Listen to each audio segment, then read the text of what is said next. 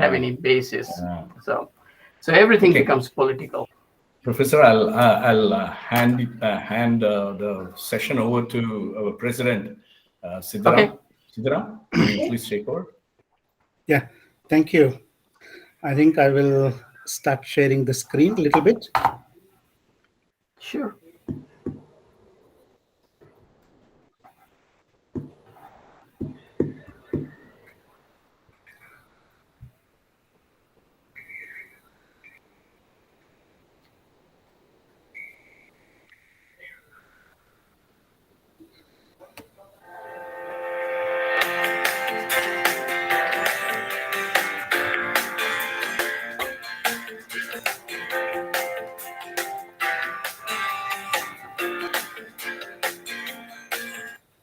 Hi, good morning to Professor and good evening to some of our friends from India. Is my voice okay, audible? Yes, to me, yes. Okay, all right. I have a very small job of welcoming you all, but then I was thinking, whom do I welcome? Because all of you are part of our family, like NITK and Rotary. You welcome only the guests, including our chief speaker today, Dr. Srivatsa Seshadri. He is one of our own, but then still I will do a little bit of formality of welcoming. I would like to formally welcome Dr. Srivatsa Seshadri, Professor of Marketing and Business from Nebraska University. He is one of our own, and he's from KREC, 1977 batch. Welcome to you, sir. Welcome for this meeting, and we appreciate that you took your time to join this Sneha group. I would like to welcome some of our friends from Rotary Junction, again, part of our family. I would like to welcome Mr. Ajay Bawala, President, Rotary Junction. He is always there to help us and support us. And with his entire team, we have their blessings. And we have with us Siddharth Amir Vasya, Secretary, Rotary Junction. Welcome, sir. And then we have a friend, philosopher guy, BK Krishnamurthy. He's fondly called BKK. Welcome, BKK, sir. And we have with us Nawalji Kishore, Global Growth Program Head from the Rotary Junction, and Suresh Arkeri, the liaison leader. And I would like to formally welcome some of our friends from NITK, Rajendra Rai, Karant sir, Ashok Malgi. And I would like to welcome all of you and all our friends of Sneha and our co-members of the Sneha committee and governing committee. I would like to welcome you all. And thank you very much. And I would like to hand over. We have with us Mr. Rajendra Rai from 1977, as I said, part of our NITK family. With this, I would like to hand over to Ramakrishna to conduct the meeting and formally introduce Dr. Srivatsa Seshadri, fondly known as Sri. Thank you. Take over. I will stop sharing. All right. Take over, Vark. Thank you, Siddharam. Good evening, everyone. I'll do a brief introduction. Not that Dr. Sri needs an introduction. I think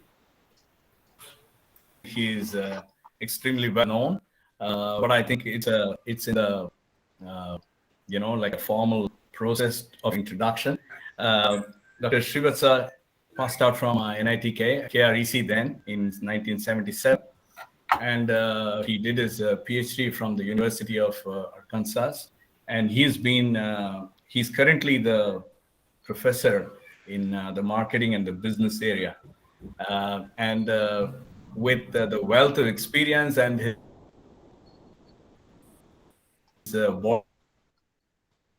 way of marketing and business, I'm sure has dozens of anecdotes. And I think we have a very short window, and then I'm not sure so how much of justice he'll be able to do, because we've given him a format in which it is actually a challenge, I'm sure. And he also was the director of the MBS program for 5 years between 2011 and 2016. So if you were to do a casual search in Google, you will find dozens of articles which are referenced very often by students and practitioners and scholars in the area. So it's a pleasure and an honor to have you, Professor, amidst us. Having said that, when I told him that we want you to come and firstly educate, and number 2 inspire, and number 3 guide us in terms of taking the Sneha education group forward, he was actually delighted. He said, first thing, anytime you let me know, Ramki, I'm more than happy to speak to you. So thank you very much, Professor. Having said that, there is also this it's called the double Kamita. So he also is a Rotarian for over a decade now, and he was the past president of Rotary in Dawn. So that's the club's name. This District 5630. As a very as a high level headline item, he's been in national projects. Not speaking of local projects in the United States, he's been extensively involved in India, and he's intimately familiar with what works here and what works, what does not work, and what is to be avoided. So that's a lot of wisdom. And he also has run projects through his Rotary Club in Kenya, Mexico, Argentina, and of late in Nigeria. Several of these projects are in the literacy area, and some of them are in healthcare, and dealing with children with special needs, and a lot of interesting stuff. So he really comes with the wealth of experience and an incredible body of knowledge on international projects through Rotary. So we are absolutely delighted to have you, Professor. And with that brief introduction, I'll hand the group over to Dr. Srivatsa. And he actually said that he'll be very comfortable with the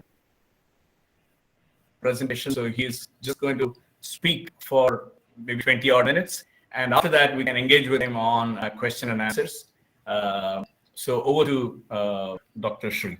Thank you. Well, thank you for inviting me to this session. I really don't consider myself an expert in global grants. I just happen to get into that. So I'll kind of give you a little bit of a context and talk about some of the challenges we have faced. In fact, you folks have some experts in global grants. Rajendra Rai is here, who has done several of them. He knows exactly what are some of the issues and challenges in doing a global grant. So let me give you a little context. I joined Rotary about 10 years ago, and for the past 8 years till this year, I was the global grant chair. My district, 5630 in western Nebraska, is relatively a small district. BK and a few of you, Rajendra has visited us here and spent a couple of days with us. Our district has 34 clubs, but our total district membership is around 1,200, 1,200, 1,250 right now. It is a very, very rural population. So the abilities of members to raise funds is somewhat dependent on commodity prices.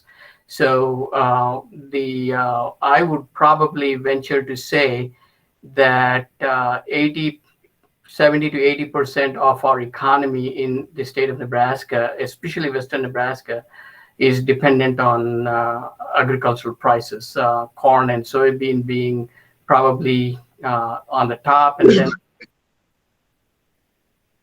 anybody have a question? Somebody? Okay. So being a very agricultural oriented district, we are far flung. I think about 220 miles east-west and about 130 miles north-south, and 34 clubs. So when I joined Rotary, we hadn't done a global project at all. And so when they made me the global chair, in fact, the very first global project we did was with your District 3190, with Rajendra Rice Club, Bangalore West. And I and Rai and Shantaram, and of course, a few people from here, Don Peterson, who could not be in this meeting today. I was hoping he would have been here too. Worked on this literacy project. It was actually our very first project that we did. And we kind of found some of the challenges on getting a project off the ground. And of course, we were also learning in the process. Kind of give you an idea, I was looking at the Rotary Foundation overall grants globally, and this is data that is accessible to you, obviously. They have funded 1,359 grants. A vast majority of these grants have gone to fighting diseases. Obviously, Polio Plus is the big one there, which has been funded by Rotary International. The number 2 project that is funded by Rotary Foundation is providing water, sanitation, and hygiene. So about 14% of the funding has gone to providing water, sanitation, and hygiene.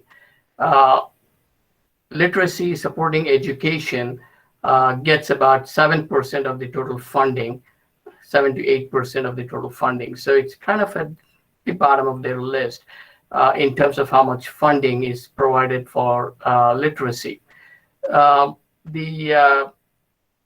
One of the interesting ways the Rotary Foundation is organized, which is different from Rotary International organization, is that it is a matrix organization. So what I mean by that is you have a grant officer who first looks at your application, and that grant officer is assigned by geography. So you have a grant officer for Southeast Asia, you have a grant officer for Latin America, you have a grant officer for Eastern Europe. But they also have grant officers for each of these 7 focus areas. As you know, they have added a 7th focus area starting this year. And so each of these areas are also has a grant officer. So our grant application first goes to the area grant officer, and who then passes it on to the area of focus grant officer. So if it is literacy, it goes to the grant officer who is in charge of the literacy programs around the world. And then they read the grant, they have their questions, it comes back to the grant officer of the area, who then sends you their evaluation of the grant application, et cetera, et cetera. So it kind of becomes a bit of a challenge in the sense that your communication with the person who finally determines if it is a go or not takes time. And our Vidya Deepa project with Bangalore West took us probably about 3 to 4 months to get it approved. And we were fortunate enough at that time to have a telephone conversation web conference with several people at Evanston to get this project going. So talking about global grants based on my experience, and Rai, please add to what I have to say or correct me if I'm wrong. I think the number one thing, the 2 things that in my opinion they look for, in addition to obviously the money that you have, your district provides, is sustainability. And in some cases, it is not very hard to show sustainability. So for example, water projects, often you add a 5-year maintenance plan of wells. So that is the sustainability part of it. In literacy, oftentimes it goes into training teachers to use the equipment that you're providing. We have found through Vidya Deepa and 2 other projects we did in Mexico and Argentina, they really don't like us to just give them the equipment and say, here is the equipment, run with it. They want to see a long-term sustainability plan. The number 2 challenge that we have found, particularly not so much in 3190, but in some African countries we have engaged in. Zambia was pretty good. Nigeria, Kenya. We have to get the community support, and Rotary Foundation, the grant officers want pretty strong evidence that the community is behind the project.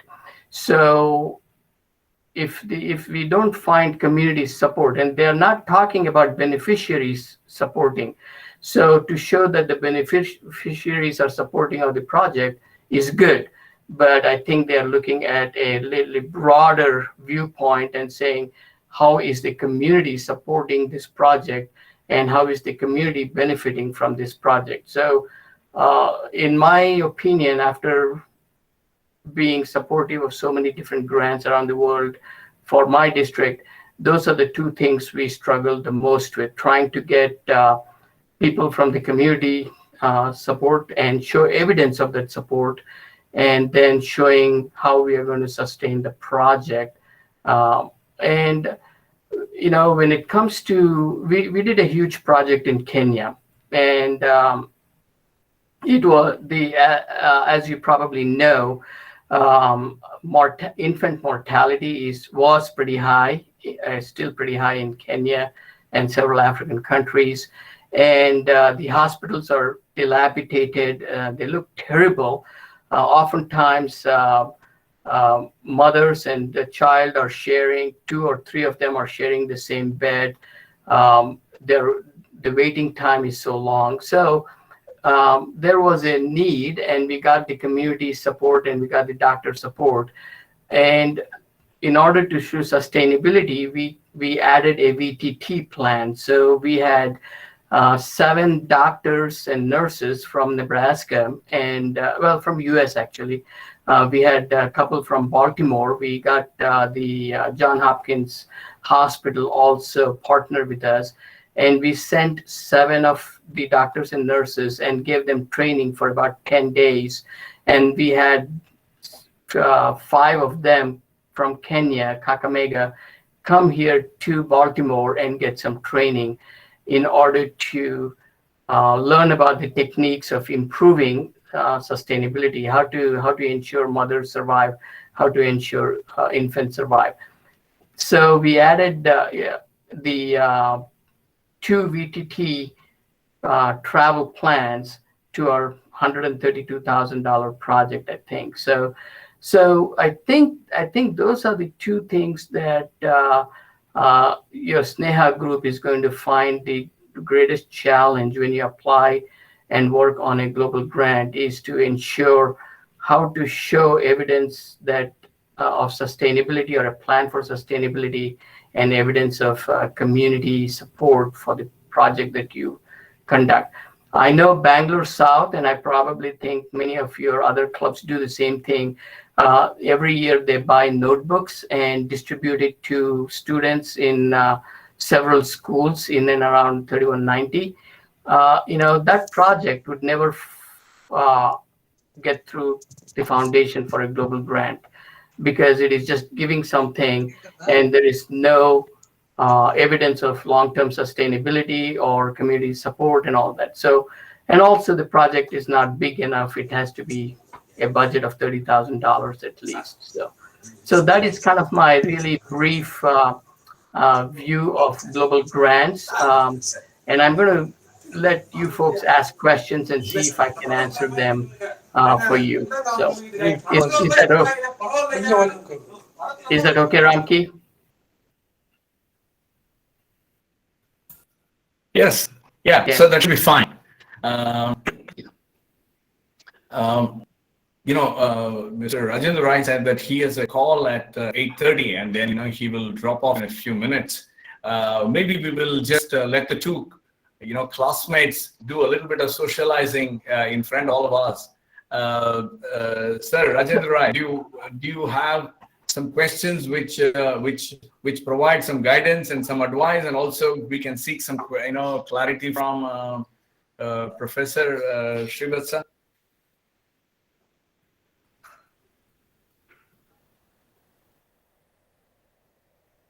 He's muted. Okay. All right. Or maybe okay. he's on. So let me just ask you a question, Professor. So we are relatively a new club, but our parent club Junction is possibly the most high performing club. Certainly in District 3190, and maybe at a national level, maybe in the top 3 or 5 or whatever it is. Ajay can fill us just a little later. So just give us some guidance, and then we also have the global grants leader from Junction here on the call, Naval Kishore Saraf ji. So just give us some do's and don'ts. What is the concept of sustainability here? How do you conceptualize a project? So give us some tips in terms of how to present it so that this whole project goes through in the area of education.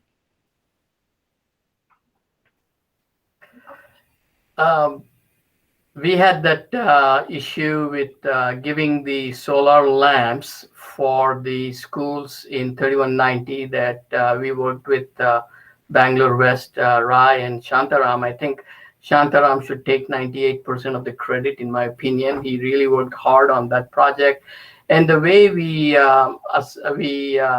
showed sustainability, actually we did 2 things. One was that the solar lamps were not permanently given to the students. So when they graduated, they had to pass on those solar lamps to the next group of students coming into that class. I think it was 10th and 11th. And they did a ceremony, and they took videos of that. And if somebody took their solar lamp and kept it at home, it would only work for a few days because they had to bring it back to the school to charge the battery. Those solar panels were put on top of the roof and all that. So that was one part of sustainability, that somebody could not just take the equipment we give them and sell it off in the marketplace and take the money. So we were making sure, and Shantaram's idea, and I think Rai's, was if they ever took the lamp and kept it at home, it'll lose its charge. They had to bring it back to school. And then they had a ceremony on how the lamps were distributed again to the next batch of students. The second thing they showed was how every year they would go and maintain the solar panel, and also ensure that the lamps LED bulbs were replaced if need be on a regular basis. So the vendor who was supplying this agreed to do this for 3 years, I believe. And the third thing for sustainability was training the teachers, which really was, in my opinion, and I would probably say most of you will agree, Rotary Foundation said, are you going to train the teachers? I mean, what kind of training are you going to give teachers to use a solar lamp? So we had to somehow add that, and we added something about training this teachers on providing homework for students so they can go and work at their home with power outage. Obviously, they didn't do homework. So now with the solar lamp, they could do more homework. And so we kind of added that a little bit just to satisfy the grant officer for the literacy program. For the one we did in Mexico City, where there were disabled children and needed to get education, and some of you might know that special education in the United States school system is extremely good. And while it is quite expensive, no child left behind kind of idea of George Bush. Every child, regardless of their status and disability, will be educated. And so Mexico City had a need for a special education kind of a place for students to learn. And so we provided them some neurological equipment.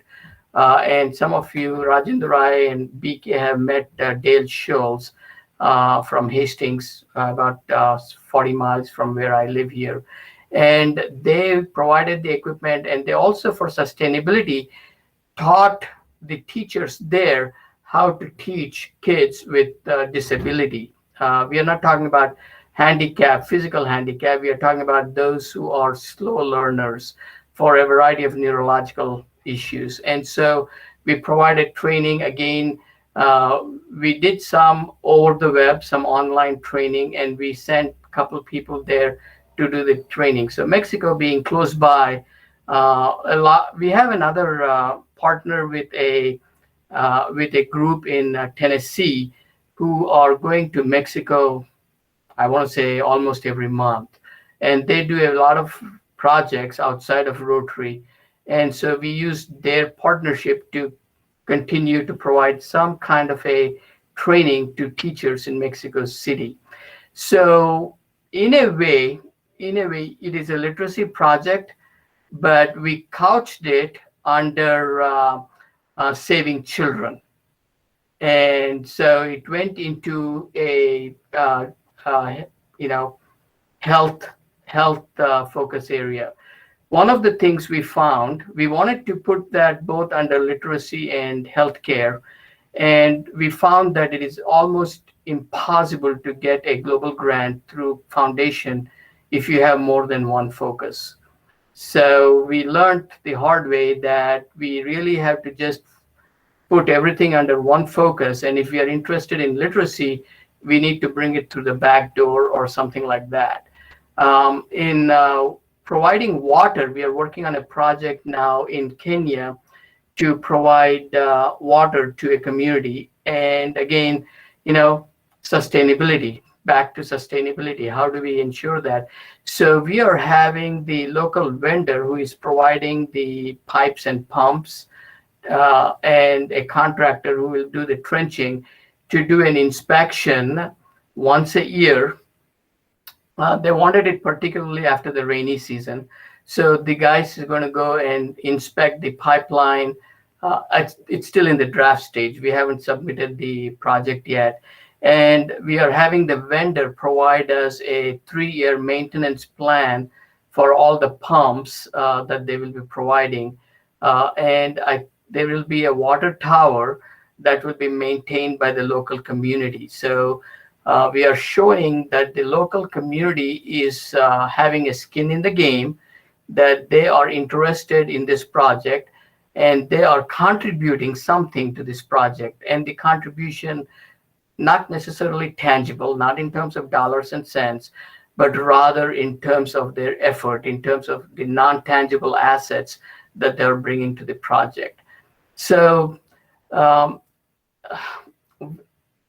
I have learned personally that we have to be kind of as creative as possible in trying to convince the grant officer that there is a sustainability plan and there is a community stake in this particular project.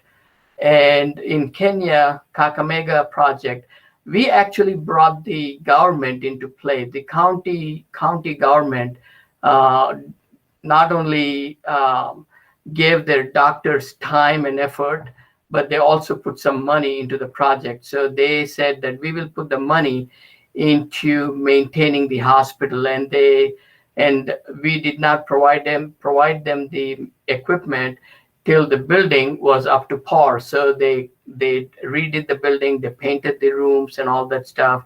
The maternity ward is the one that I'm talking about here. And then the equipment was supplied. And again, we got a 3-year maintenance agreement with the vendor for all the equipment that was provided to Kakamega Hospital.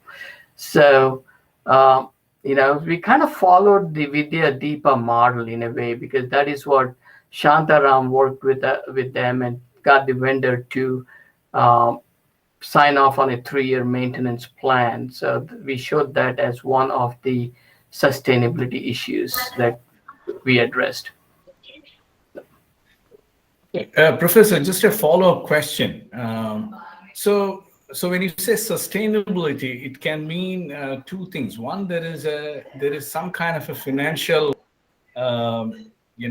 element to sustainability, and then there is an upkeep and maintenance and continued usage, of the assets which are being created. So from whatever you say, my understanding is that it is not so much of the financial side, but it is more of the upkeep. Is that correct? Sometimes it might be the financial side. For example, if the vendor had not signed a 3-year maintenance contract, the TRF would come back and say, where is the money coming from for this long-term maintenance of pumps in the water project, for example? So in terms of maintenance of equipment, it's a good idea to get the vendor's 3-year approval at least to maintain on a regular basis, and then have evidence that they actually came and did that. So every year you write a report, and you write a report on what the status of the project is. And in that report, you have to show that the vendor or whoever else you have doing the maintenance is actually doing. So taking photographs, having a log of all those things. So the financial part is kind of is under the umbrella of the vendor's contract with you. But if you don't have that, then they will definitely ask you for the financial part of it. The other thing they ask is you give the equipment, especially Ramki, you had mentioned about chemistry labs, physics labs. The next thing that's going to come is are the people, are the teachers who will be using the lab, or do they have the certification to use this equipment? This is just as a context again. About 10 years ago, there was no requirement of sustainability. And again, Rai has been here for a long time than me. But I was told that 10 years ago, the requirement of sustainability was not there. So they did a lot of water projects. Rotary did a lot of water projects in Dominican Republic, I believe in Haiti, in all over Africa. They put these pumps and nobody took care of it. And then when they went back and saw after 3 years, most of them were non-functioning. So they added the sustainability dimension to the grant. And now they're worried that you give them these assets, this equipment, and then it just sits there, nobody maintains it, and it's a waste of money that seems to have no impact at all on the community or the beneficiary, except for the short term when the equipment was working. So you're kind of right. When you're giving them equipment, they're probably looking, number one, at how is the equipment going to be maintained. They're afraid that you spend thousands of dollars on this, and then it sits there unused after a year or 6 months. The second part is obviously the financial. It costs money to maintain. Who is going to cover the cost? So if the vendor is signed a contract saying my contract with you for X number of dollars includes a 3-year maintenance, that kind of really takes care of that. The other thing is the people who are actually using these, or do they have the necessary skills to use the equipment? For example, in Mexico City, we went and trained people on how to use those equipment and how to teach special education kids.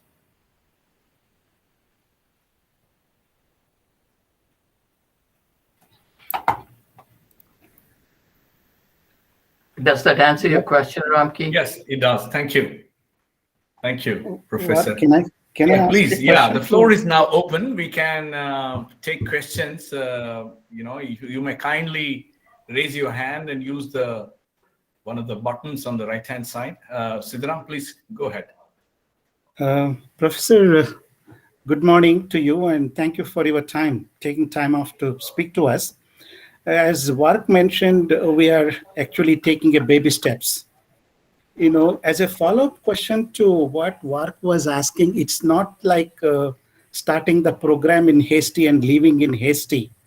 So especially the education field, what we are in, requires real long-term perpetual support. So on the sustainability question, when we write a program for international grants, how long you ask for? Is it 3 years or 5 years? When we write a project, is there any time limits which one sets to ask for a project, or when we write a project, how long we should ask for? 3 years, 5 years, 10 years? That's part question one.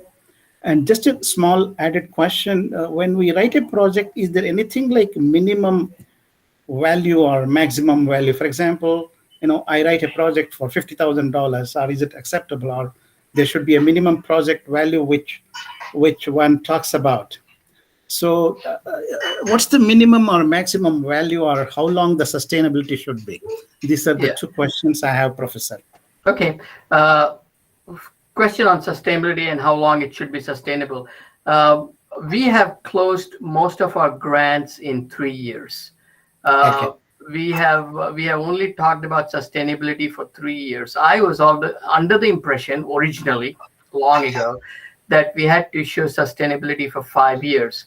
Again, with the Deepa project, we just closed it after 3 years, and they accepted our final report after 3 years.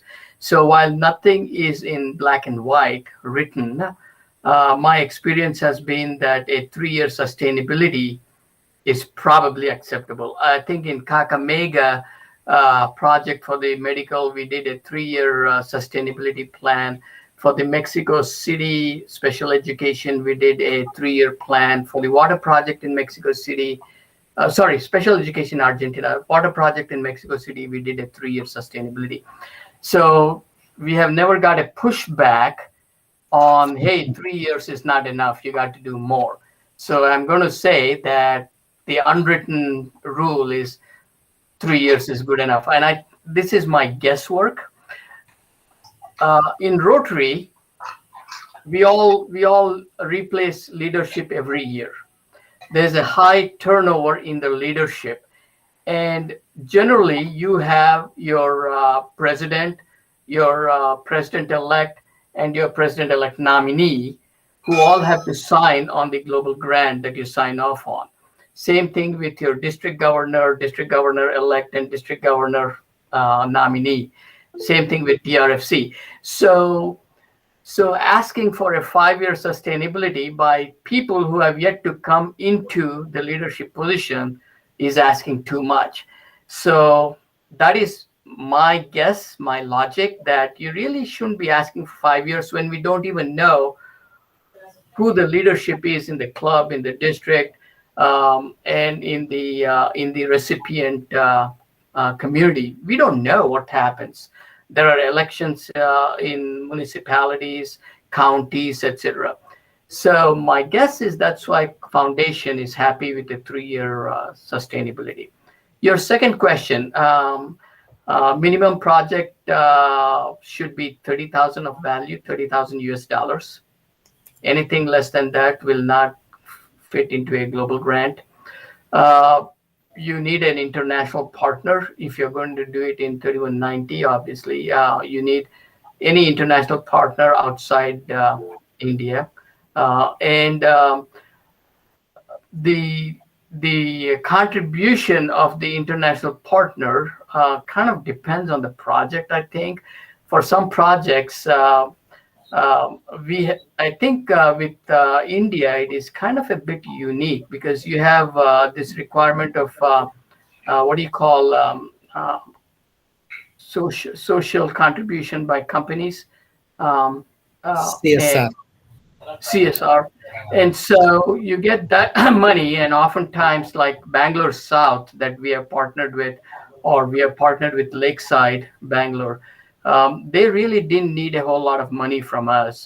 They wanted an international partner, and particularly for training purposes or whatever. And so, global grants require at least 30,000 project. We found that it is easier to get a global grant if it is less than 100,000. Okay. There are 2 projects we did beyond 100,000. We kept the Vidya Deepa project with Bangalore West to just a tad below 100,000.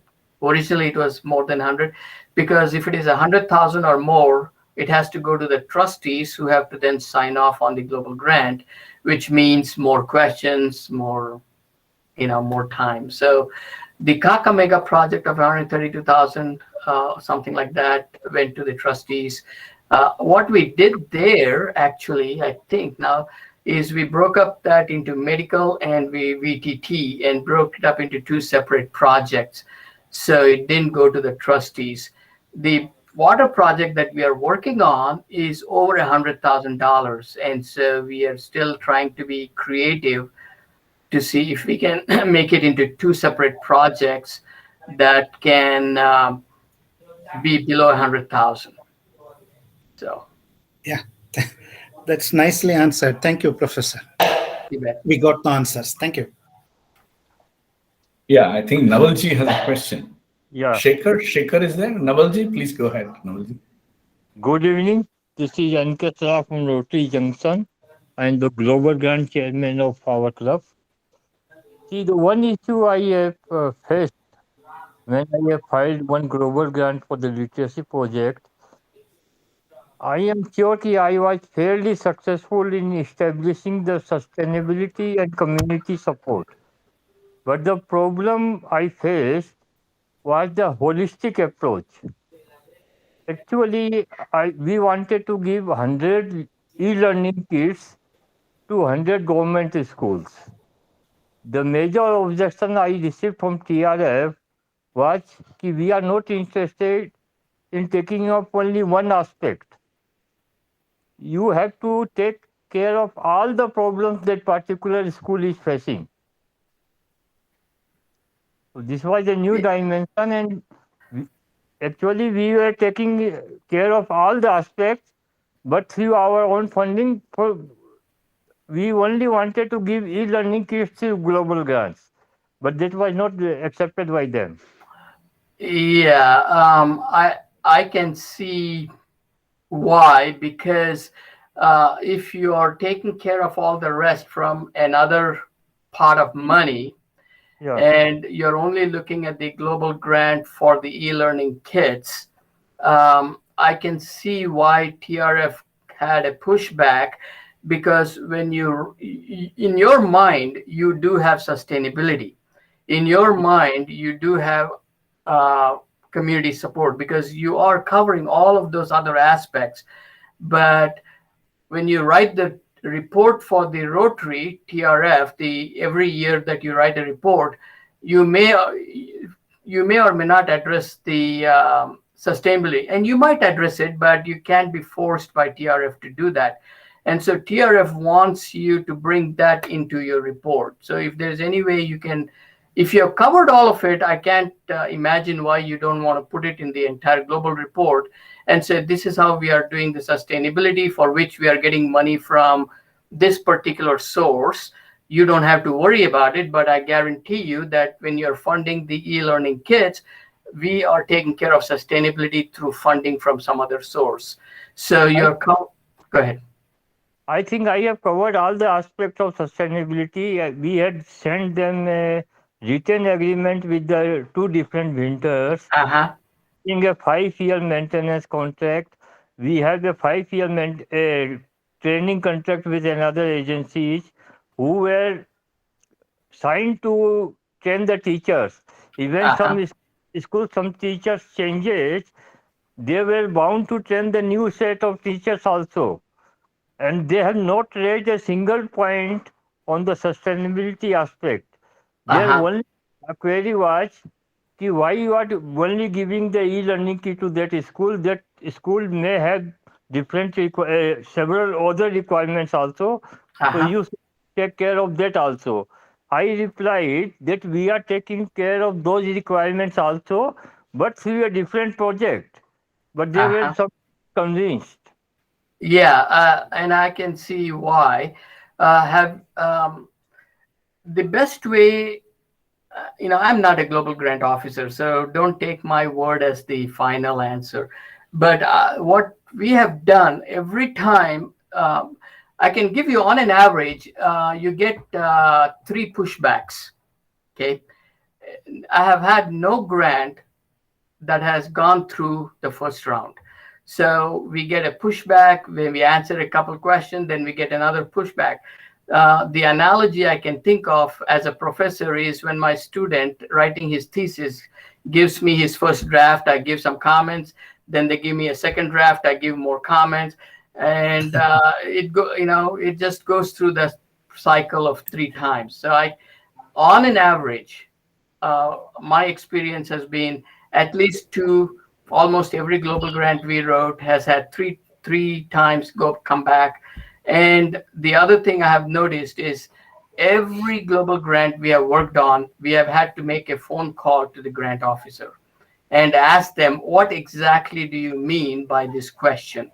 And so my recommendation would be that put a call through the global officer for your area, and he will then contact the person who is in charge of literacy and maybe get together with a conference call that says, what are the issues you're talking about? And you can explain how you're covering it, and they may tell you how to get around it. I can tell you one thing.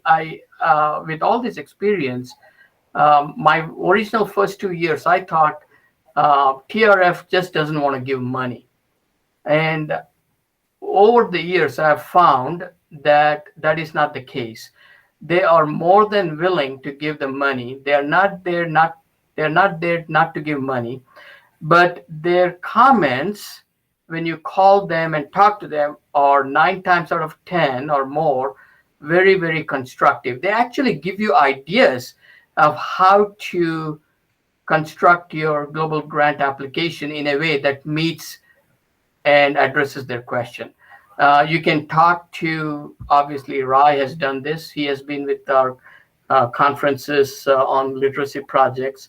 Literacy projects we have found are quite challenging to get through. And B.R. Sridhar with South, he has had conference calls with Evanston to help with some of the global grants that he has done with us.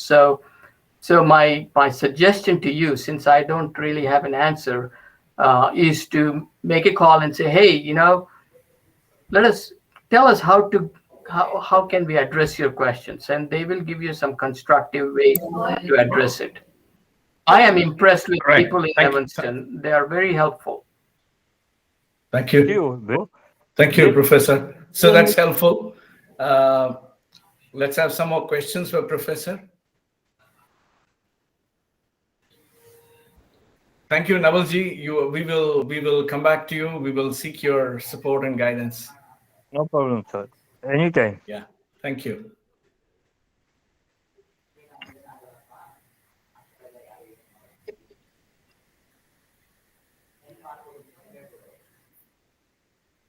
Professor, I'm actually a little bit, what should I say? Confused? Welcome to the club. Right? Yeah, absolutely, right? So when you say literacy projects are a challenge, what do you actually mean? So does it mean that literacy is not high in terms of priority, does it mean that it's from a sectoral funding point of view that funding available is minimum? See, for the example they give, the one example they give in their document is, for example, lack of gender equity, high gender inequity. So if you're addressing gender inequity in schools, they consider that as fantastic, but they don't consider giving books, giving lamps, they think you're just buying something and giving it to them. We don't know if it enhances literacy. So Shantaram's idea was, for example, for the Vidya Deepa project, we want to make sure that their SSLC pass rate goes up. Right now it is pretty low. Giving these solar lamps improves their literacy, which is measured by SSLC passing rates. And he went and every year go to all these different schools, collect data, put it in the report, and in the majority of the schools, it went up to 80, 85, 90. and maybe some schools 100%. So we had a pre-test and a post-test kind of experiment. And so we had the data prior to from public data, and then he collected data from all these schools after we gave the lamp. And in the project, we said literacy is getting improved by measuring the pass rate in SSLC 10th grade exam. So it was 9th and 10th class, now that I think about it, that we gave the solar lamps to. So what TRF worries about, and the grant officer, is, are you giving them something that they should have bought themselves or found other sources to buy? What are the Rotary skills that you folks have that you're bringing into this project? I think that is probably where it boils down to.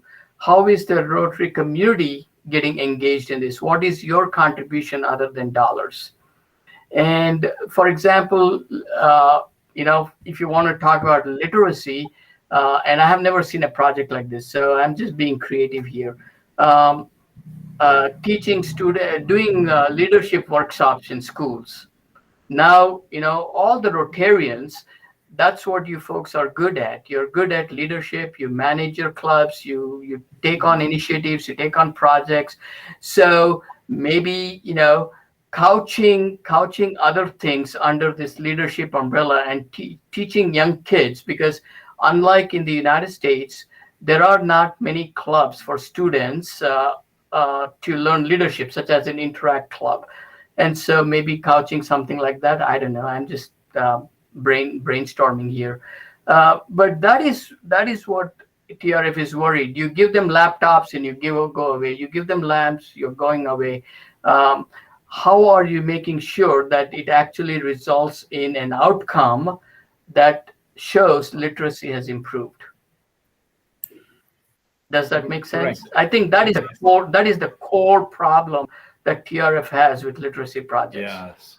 So actually, we just heard earlier today from one of our CSR sponsors that there are, their guidelines are that they like to track the progress of the project, and they think that both of us should mutually hold each other accountable to the funds being given and funds being received and spent.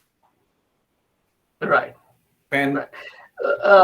Yeah. Outcome. So, I guess it's this is not a global project, but another one that Sridhar helped a lot, and some of you contributed to this.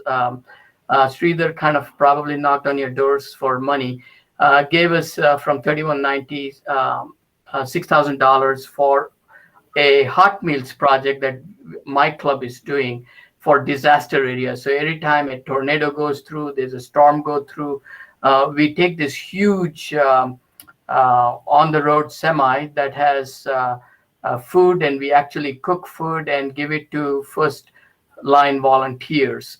And so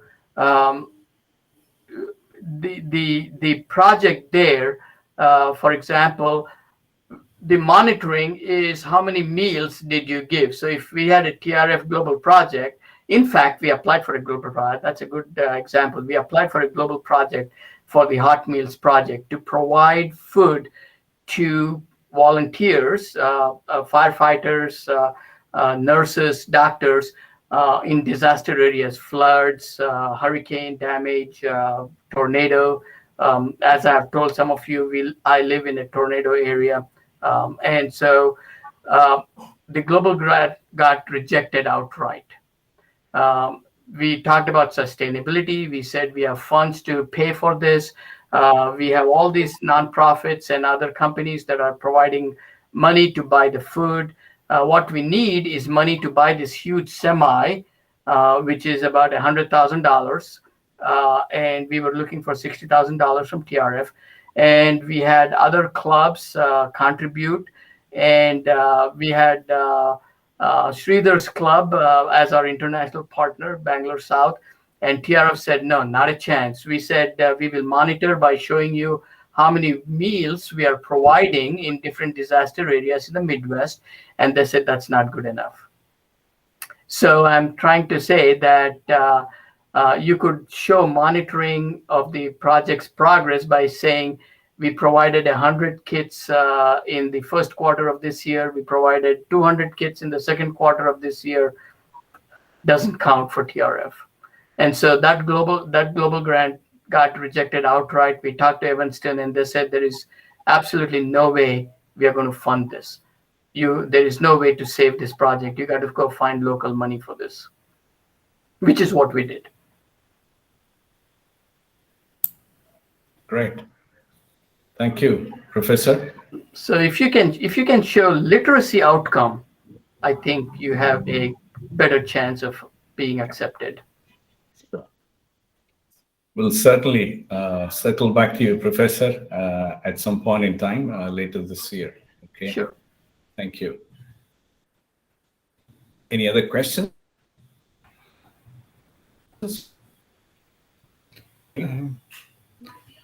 Mark, I have a small follow-up question. Is that okay? Yeah, please go ahead. Yeah, we'll take the last part. Okay, thank you, Professor. We talked about sustainability and the volume or whatever the grant value. I was only trying to check or ask your opinion. Do they put any restrictions on how do you choose your delivery partners and things like that? Because obviously we will not be doing everything. We will choose our delivery partners. Will there be any restrictions on that? I won't call them restrictions, but they do want to know that the vendor you choose is not a fly-by-night operation. So they want to know. So, for example, two things. They want to make sure that there is no conflict of interest, and you will see this in the application. You all have to sign off. So, for example, you want to start a project, and Ramki says, "Well, I'm going to start this new business here, and we are going to become the wholesaler for this light project." And Ramki is one of your vendors. That would be unacceptable. So that is the conflict of interest issue.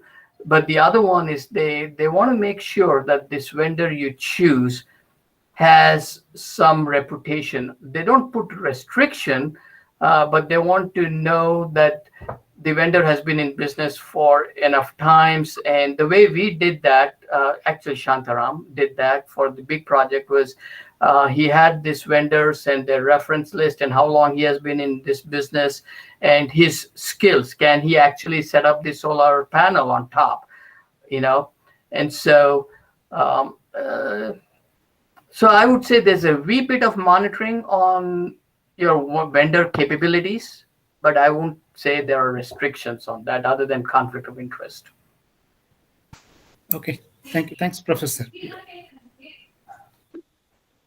Yes. If there are there any more questions for Professor? Anybody wants to go? Okay, so we are at 9 o'clock. So Professor, I think, we have come to the end of the program. I will hand you over to Bharat, who will propose the vote of thanks. And before I do that, let me also just thank Apana Kotri sir, who is here, who is always, the live wire and, the man behind programs of this kind. We always... Thank you. Unflinchingly, conditionally. Hello. Thank you, Apana Kotri sir. And I also like to thank all our family members, the Rotary family members, BK Krishnamurti. So it's actually... What quick word, this Naval Kishore and Ajay have raised hands. Do they want to ask some questions? Can you just give them a quick minute? Okay, Ajay, did you have a question, Ajay? No, not a question though, but I wanted to thank Dr. Sri and all of you to have me here. I'm telling you, every moment I've just enjoyed the meeting and so much of learning for me today. I'm so glad that I'm here in the hall today. Thank you so much for giving me the opportunity. Thank you, Ajay, as always, and your entire team. So Bharat, so thank you, Professor. We'll see you again. Bharat, will you please take over? Sure. And please. Yeah, so good morning to some of you and good evening to one and all present here. Guest speaker, Professor Srivatsa Seshadri. So it is such an honor for me to get an opportunity to thank you all. So I would like to express my gratitude to our honorable guest speaker, Professor Srivatsa, to take out time from his busy schedule to grace this event. And thank you for an really enlightening and informative session, which I'm sure inspired and encouraged most of us today with your special words on this special day. So I really found this the sustainability process and the focus on individual projects that would really help us to get the projects have a greater success and also to get good support as well. So I think, yeah, I'm sure like most of us will go back today with a better version of ourselves in getting enlightened and being helpful to the society in the literacy needs wherever possible. So, and in the end, I would like to thank all the Rotarians, Ajay Bawala, President, Rotary Junction, Siddharth Hamilwasia, Secretary, BKK Sir, Neval G. Kishore, Sir of Grants, Program Lead, Suresh Arakeri, Liaison Leader of Sneha for Rotary Junction, Aparna Kotri Sir, our fellow NITK fraternity, Rajendra Rai, Karanth, Vittal Parvatikar, Guru Prasad SK, Shashi Arabur, and the other family which is present here today. Thank you. Thank you, one and all. Have a great night. Well, and I want to thank you all for inviting me. It has been a great pleasure, and it was, like I haven't come to Bangalore for now 2 years, and it was nice to see many of my friends that I normally go to Vidyarthi Bhavan for doses with. So, so thank you very much. This was an only thing that we opportunity can't do is treat you to Masala Dosa at Vidyarthi Bhavan, but for that, I think, we can. Yeah, now that's a global grant. Beam me up, Kadi. If you can come up with that technology, I can find money for you. Oh, okay. Like Thank you. See you. Thank you all. Bye-bye. Thank you all. Thank you all. Bye-bye. Bye-bye. Bye. Bye. Bye.